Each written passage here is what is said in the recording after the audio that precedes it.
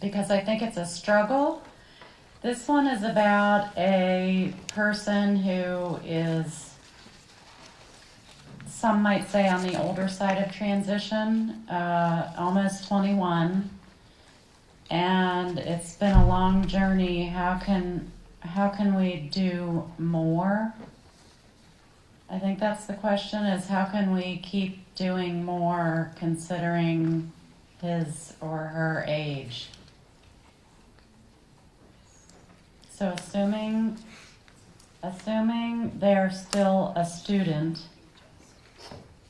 how would you encourage a parent to keep on going through transition process? I would start with the student. What do they want? What are they interested in? So that you're using their time and other people's resources in ways that They can't will hear you. give them what they want go. out of life, even though they're about to leave school, looking at what they've already accomplished and what it is they want to do next. If they haven't brought in community partners, absolutely get on that, invite folks to come in or go to them in terms of getting those pieces in place. But starting with your young person, what do they see themselves doing next month, next week, next year?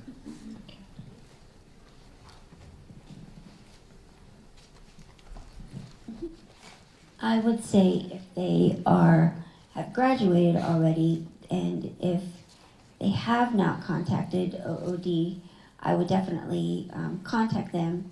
If they have used them in the past, possibly something might have happened that might have left a bad taste in the mouth. If the case has been closed, can always reopen it, no matter what length of time.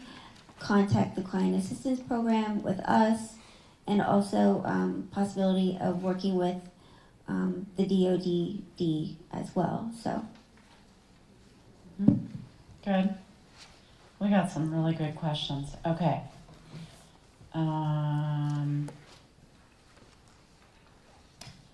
There was one here that is really common that I get a lot. So, this is for, let's start with OOD. Julie. Although a person is working, if they still need services, won't they still need benefits? So in other words, how do you know what's more important, working or benefits? Won't they still need benefits? We get, I just watched the Miss America pageant, and I just felt like, it's like when you step up to the mic, and then I'm not very pageanty. But work incentives is the biggest thing that we all, I think, struggle to help families and individuals know and understand and be comfortable with, and it takes time.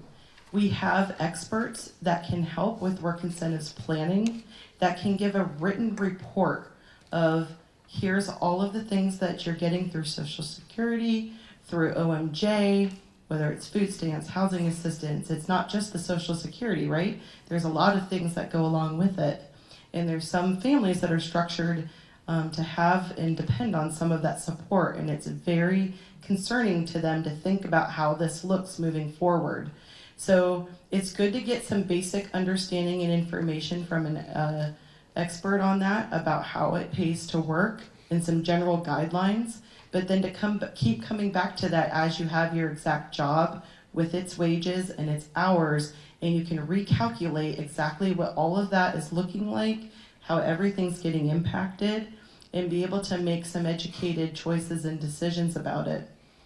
One thing that we've been sharing more recently is that a lot of folks don't know and understand that many people are reassessed for Social Security benefits when they turn 18, and sometimes don't get the benefits anymore. And so while maybe they and their families have been planning this whole time and thinking these benefits are always going to be there, they're not always.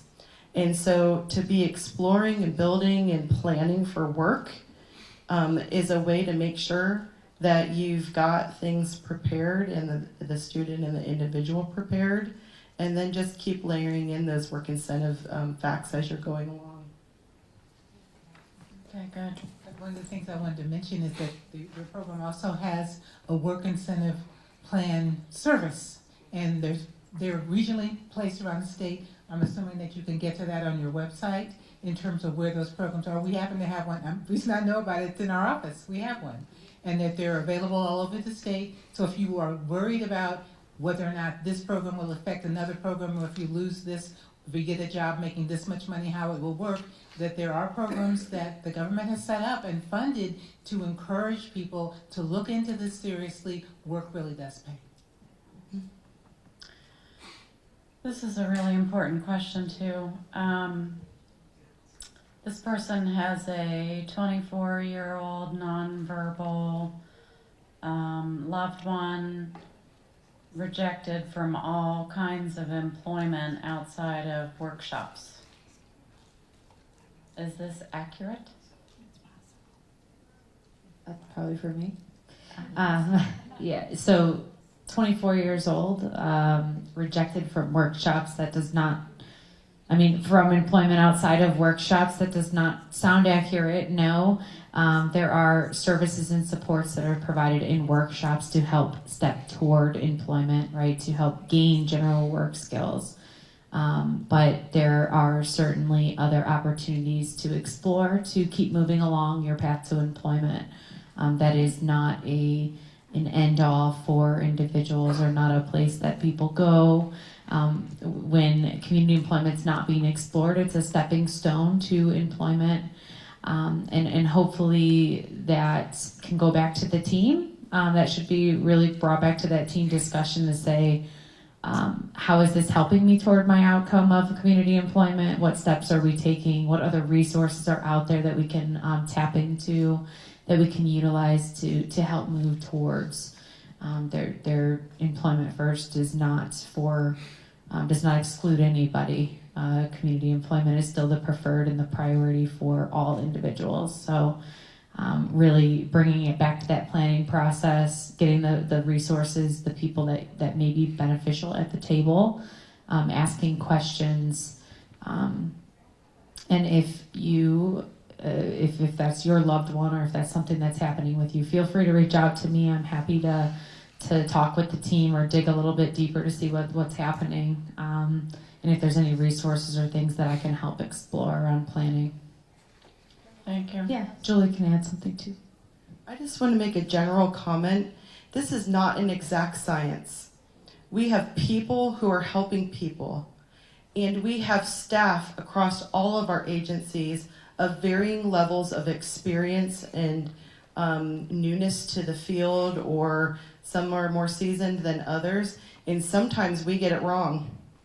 And I encourage you, if you heard something talked about today that doesn't feel like your experience, to talk with your counselor, to talk with their supervisor, or reach out and talk to one of us and say, I heard what you said and I want to do X, Y, and Z, but maybe that wasn't how we experience things in our community.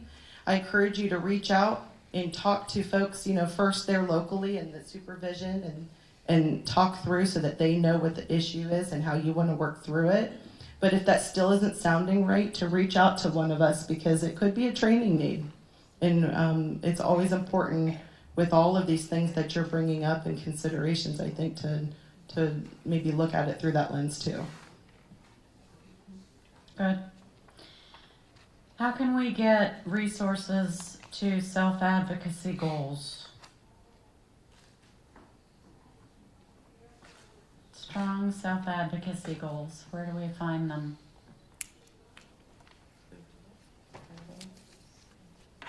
I think it's the Ernestine.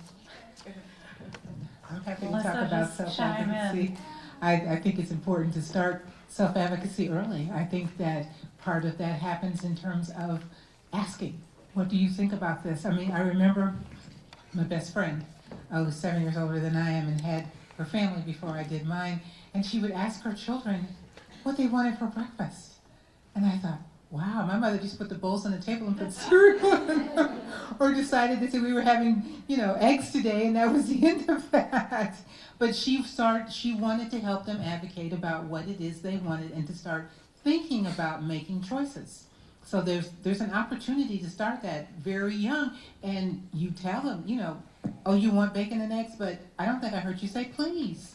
So, I mean, just all of those pieces in terms of starting early on, and in bringing that to the IEP team table if your child is identified with a disability, in terms of how do they approach their teachers, how do they interact with their peers. I'm always asking, does my client have friends? I mean, what's going on with that? I mean, do they know how to interact? Do they know how to advocate? Do they know how to join into a group, into a conversation? And it starts off, some of that happens at home, but some of that happens at school in terms of deliberately creating opportunities and safety nets to be able to try out skills and practice in ways that are safe and rewarding. But you just build on that and add additional responsibilities and additional levels of opportunity as you move on, as you see your child being ready to take that on.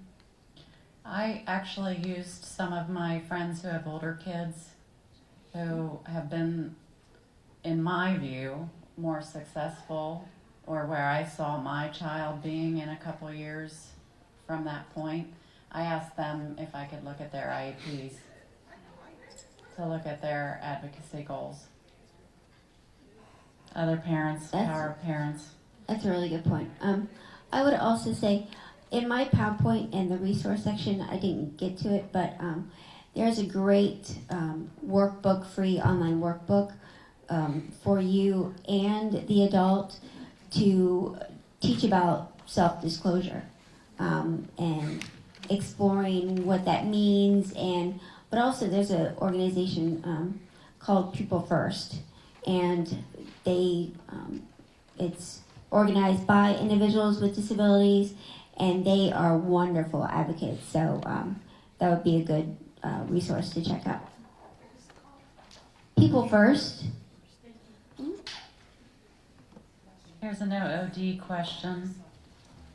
What's next after career exploration, work experience, and now the person is getting ready to graduate? What does OOD and the person do after career exploration? I like that question. I used to get that all the time as a transition counselor. And I used to say I was going to wear a shirt that said OOD on the front and we're more than just summer on the back. Because I would have parents all the time say to us, like, oh, you do help them find a job afterwards and have coaching? I thought you were just helped with the summer. And I was like, yeah, no, we do much more than that. But I get it because the school is trying to talk to all of you lovely folks who have a lifelong of commitment to your loved ones with disabilities, and trying to engage in another meeting and missing work for something else and getting connected with another agency can feel overwhelming and exhausting, I know. And so schools sometimes put out there like, come talk to this person, they're gonna help you with summer. Because, we gotta get started somewhere. But yeah, so we help at 14 to explore work, to get these work experiences. And then the real goal then is that as they get close to graduating, that we help them find a permanent job in the community. And that may involve some extra training after school, whether that's some kind of post-secondary, which my new shirt now, after OOD more than just summer, is post-secondary more than just college, because sometimes we forget about the licensures and certifications and some other things that can really mean dollars of difference in a more meaningful employment that don't always involve an associate's degree or bachelor's degree, but maybe a little bit more of continuing education. Mm-hmm. Good, thank you. This is Britta. How can I better develop an ISP that helps my child be more part of a community? How can we better access services and help her speak up and advocate for more help? Great. I'm going to go back to what Ernestine said a couple of times, is what does the individual, what's meaningful, right? What does that he or she want? What does community mean, community connection mean to them? And how are we going to do that, right? How are we going to make connections? How are we going to explore what's out there and what's in our community and how I can be a part of it? can happen. There's no right or wrong answer to how we do that, right? We connect to people who have similar interests. We connect to people in our communities who are, we have the same skills or the same interests or the same likes or maybe dislikes at times. So a lot of times we hear, I get asked all the time, like, what is community integration for people with developmental disabilities? It's not defined any differently than it is for you. I don't know if no one asks me if I'm integrated into my community or if I'm going to participate into community activities or things of that like. But I do, right? I am engaged in my community, if you will. I do go out and do things, and I'm connected with people through lots of different avenues, employment, through things that I do for exercise, right? Things that are important to me around exercise. Right now, I'm connected to a mother group. That is a new network of connections that I'm connected with, and I'm making friends and connections and resources to go to for questions. Or I joined an online forum that you get to read all kinds of crazy things about pregnancy and birth and being parents and those types of things. So community is kind of ever changing. So your ISP should absolutely be geared towards finding out what that means to you, if that's where you're at. And typically we do that through experience. Typically we do that through tapping into what we already know and what we already see is out there, but also exploring to find it. Sometimes our ISPs might have a very vague goal, right? This community integration. So to advocate for, what does that mean to me? Ensure that your SSA and your team understands what community integration, if that's what's written in your ISP, means to you. And they should be taking all the other things into account that are in your ISP around your preferences and your interests, and hopefully those are prevalent throughout your plan. So if they're not, then that would be the kind of the self-advocacy piece that I would be speaking up about, getting connected based on what I know about myself or what I want to learn about myself, and make sure that's clearly identified in that plan. Awesome. How about one more question? And the rest of the questions that did not get answered, I'll filter through these nice ladies and ask them to answer them, and I'll send them in a nice document to everybody. Okay, so they won't go unanswered totally. This last one's for Melissa. For post-secondary college programs, when you fill out the FAFSA, if the person is on SSI, does the parent's income count on the determination of financial aid they might receive? So you do have to put in your financial information, but in terms of OOD, because the individual is receiving the benefits, then they do not take into account the family's expected family contribution. So, but OOD is the last payer. So in terms of, they'll look at the scholarships first, they'll look at the Pell Grants first, and then whatever is left over, and as long as they're on SSI, then they should be able to contribute to the rest of that. Sound about right?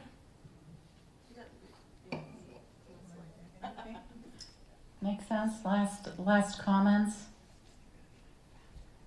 We have your contact information. We can reach out to you. Thank you, everyone.